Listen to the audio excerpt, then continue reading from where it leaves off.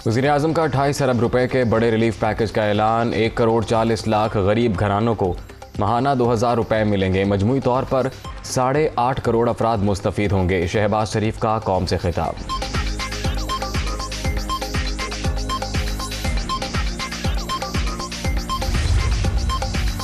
इमरान खान हुकूमत के साथ मुज़ाकरात के लिए तैयार। जून में इलेक्शन का ऐलान हो जाए तो बाकी मामलात पर भी बातचीत हो सकती है।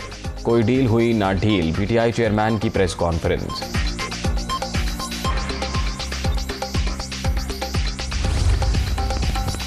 और ईंधन महंगा होने के बाद मुल्क की तारीख की महंगी तरीन पैदावार। IMF से मुज़ाकरात में बिजली की कीमत में 7 रुपए यूनिट इजाफे पर बातचीत। इत्तलाक 1 जुलाई से होगा।